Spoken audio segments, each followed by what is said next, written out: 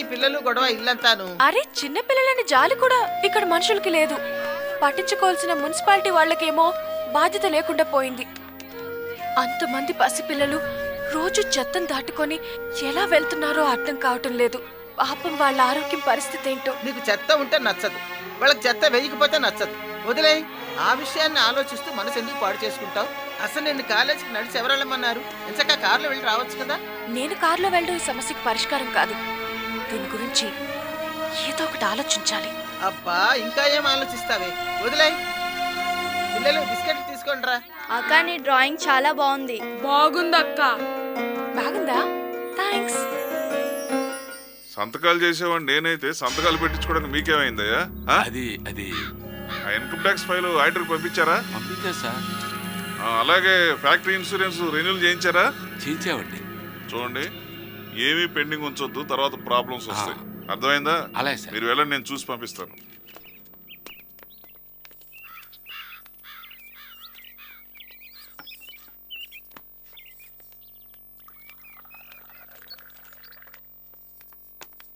Daddy ఏమ్మా, ఏం కావాలి నీకు? స్కూటీ కావాలి. స్కూటీనా? అసలు సిటీలో నువ్వు స్కూటీ నడపగలవా? నేనేంటి ఎంతమంది ఆడపిల్లలు నడపట్లేదు? కానీ నీ స్టైలే వేరమ్మా.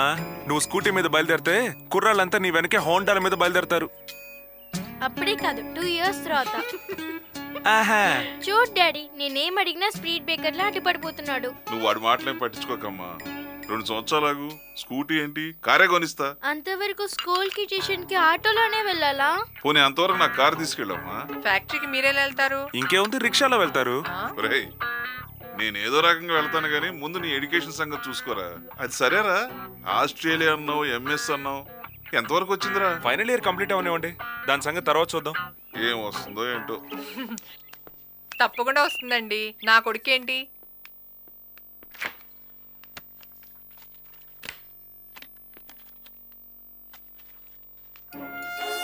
హలో, ఏంట్రా డాడీని స్కూటీ అడిగితే ఎక్స్ట్రా చేస్తున్నావు? నేనేం చేశానే?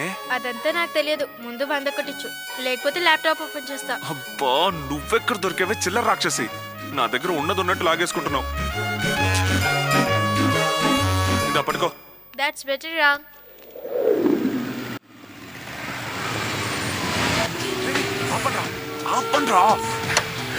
సడన్ గా ఆపమంటే ఎలాగరా? బ్రేక్లు పడద్దు, సత్యవాళ్ళం కదా. సారీ రా, మీరు కాలేజ్కి వెళ్ళిపోండి. ఓ, తమరు మేడంతో కలిసి బస్సులో వస్తారన్నమాట. ప్రేమలో పడ్డాక నీ బ్రెయిన్ బాగా పెరిగింది రా.